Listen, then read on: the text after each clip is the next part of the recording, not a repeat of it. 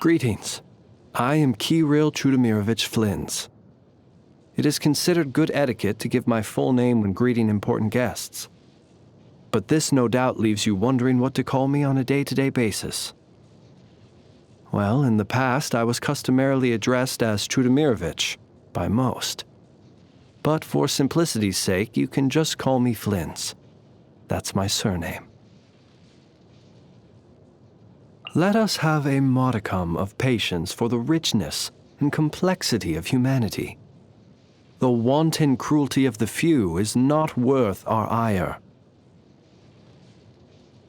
He who wishes to peer into the abyss needs simply to wander through Nodcry on a misty night.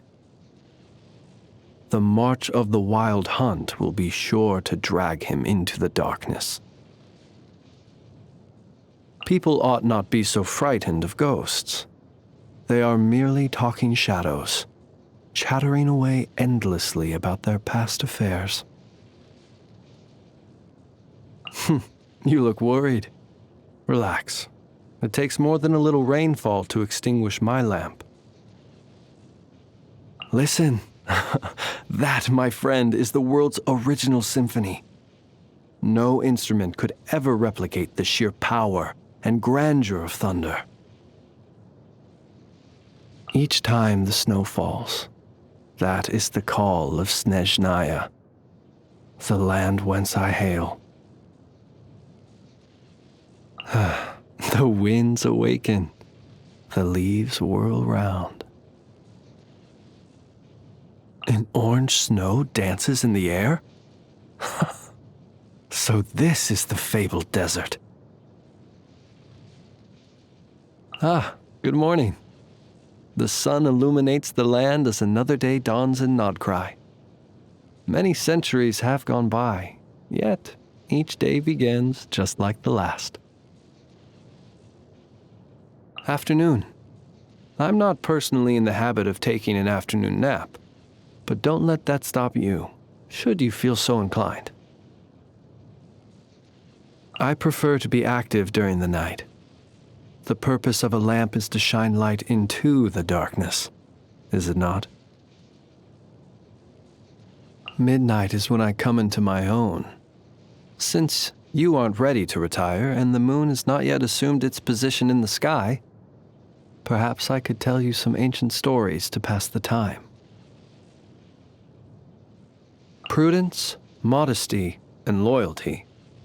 These are the three cardinal virtues of the Lightkeepers, and I highly approve.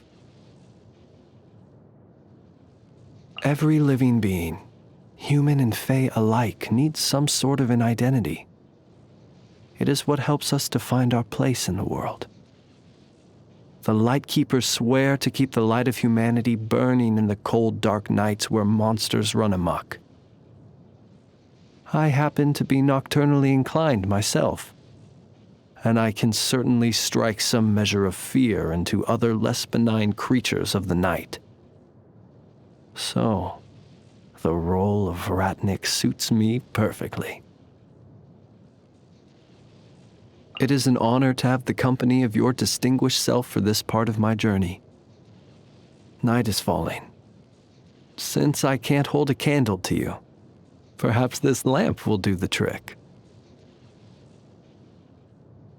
We seem to have covered quite some distance together. I am reminded of an age when both the Fae and humans roamed free in Snezhnaya. Our races share many things in common, and I once presumed that we must share a similar ancestry.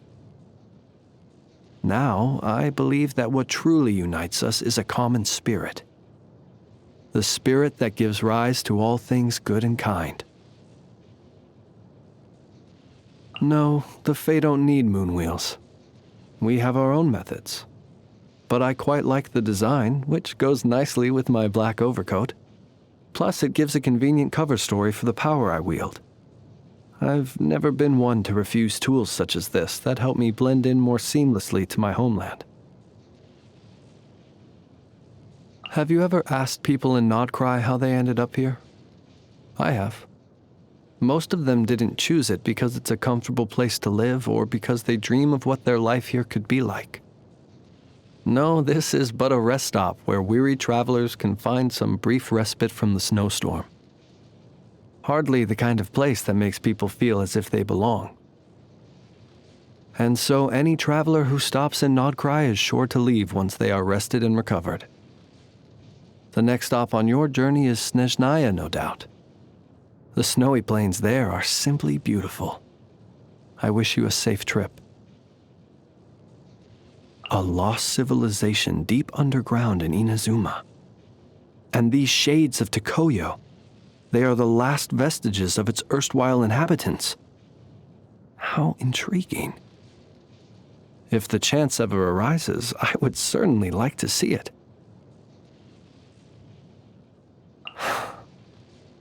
Hyperborea, the bygone golden Elysium. That is what comes to mind whenever I see her. Her ancient and noble lineage are no doubt as heavy a burden to bear as the stunning antlers she wears on her head. And yet she takes it all in her stride. I commend her resilience and courage in doing so. Members of the Lightkeepers are under no obligation to stay, and many do in fact leave shortly after joining. Only the most determined persevere, and Itlua is one such example. It is common to admire those who display wit and cunning, but to me, determination is a far more valuable quality. I must confess that I do not deal well with machines. This, and not the age difference, is the biggest point of disparity between myself and Aino. You shan't catch me crossing blades with Varka. There's simply no contest. No sword in the world has a sharper bite than the north wind. Now, you might think that the allusion to one of the fiercest forces in nature's arsenal is pure hyperbole. But I tell you, he is a true knight, the likes of which are rarely seen in this day and age. If I ever have the chance to spar with him, it will be a sure sign that I'm going up in the world. Nefer's intuition is as sharp as a knife, and that is a knife that no one wishes to contend with. Fortunately, I don't make a habit of prying into other people's backgrounds. I can only hope she doesn't either. Yehoda always seems to show up where you would least expect. One day you'll find her by a scrap pile at the Krumkake craft shop. Another you'll see her out on the balcony of some wealthy family's house in Nashatown. She is rapidly learning the philosophy of survival, her teacher being the land of Nodcry itself. Although Nodcry is technically a part of Snezhnaya, you won't hear us habitually refer to Her Majesty, the Tsaritsa. Who's us? The Lightkeepers, of course. Who else? I am but a humble ratnik. You already know my name. You've seen where I'm stationed. What more is there to know? Were you hoping to hear some kind of sensational, untold tale of my life? I'm afraid that no such tale exists. There is nothing noteworthy to report about my experience as a ratnik. Simply put, I hold my lamp tight, day and night, ready to face the wild hunt whenever it should strike. As you have witnessed, no corner of Nodcry is safe from the wild hunt.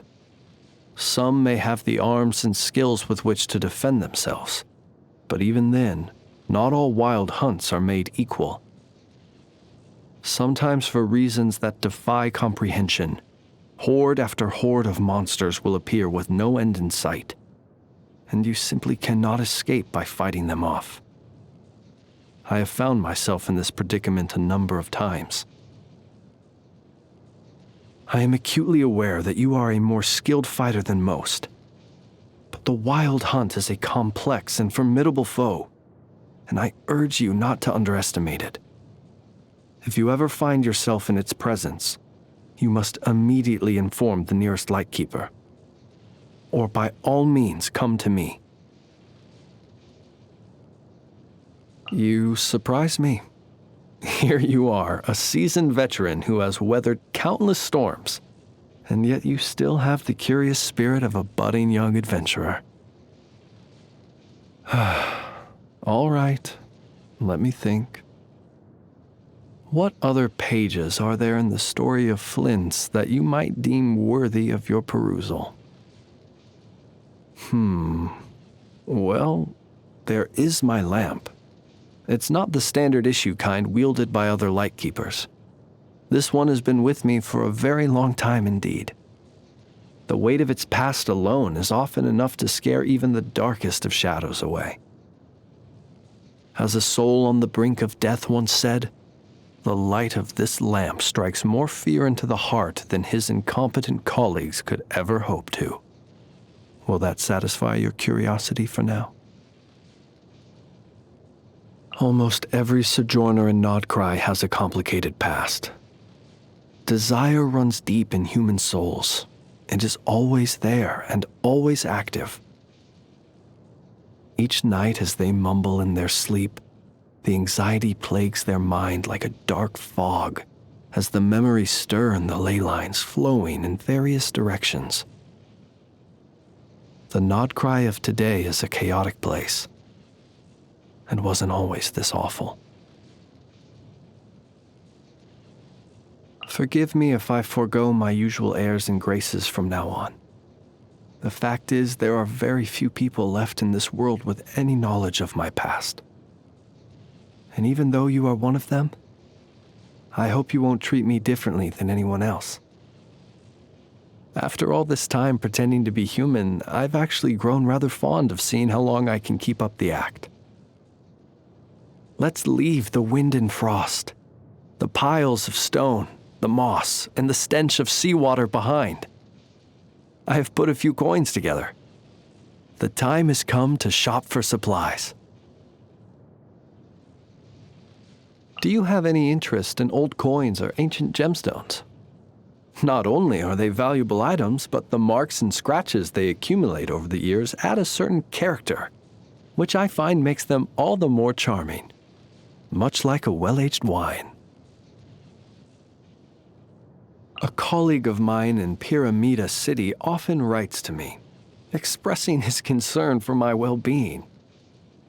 He's a kind old man, and I know he means well, but it's perfectly cozy where I live already, and I am in no need of home improvement suggestions, and I certainly don't need him to get me a cat or a dog.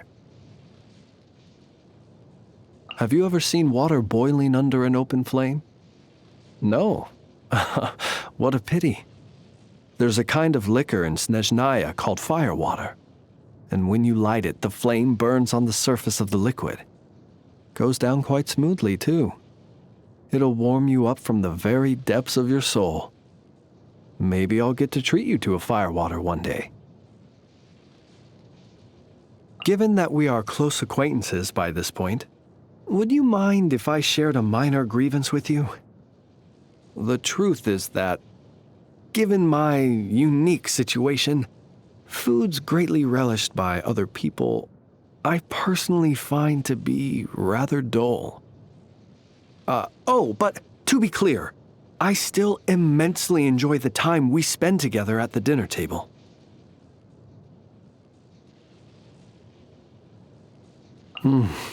Unsurprisingly, that was exceptional. Yes, delightful.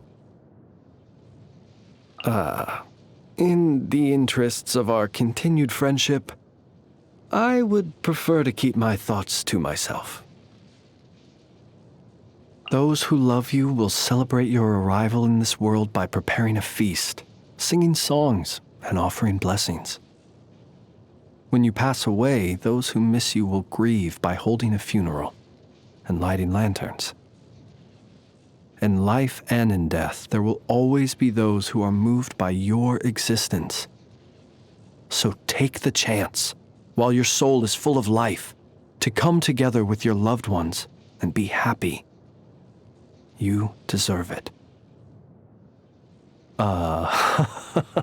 Excuse me. You want me to be your birthday candle? What's this? A gesture of encouragement. Huh. You have my sincerest gratitude. While we're on the topic, long may such gestures continue. You seem to have taken a great interest in my training lately. I only hope my rate of development is to your satisfaction. Every soldier who seeks to improve must not only hone their skills, but carefully consider their tactics. Based on my prior experience in battle, weaponry and strategies that can dispose of enemies en masse are highly preferred. That is why the polearm is my weapon of choice. Though we have never discussed this topic in great depth before, I trust you share the same opinion as I on this. The true art of war lies in deterrence, and not in fighting. Otherwise, things would become far too simple.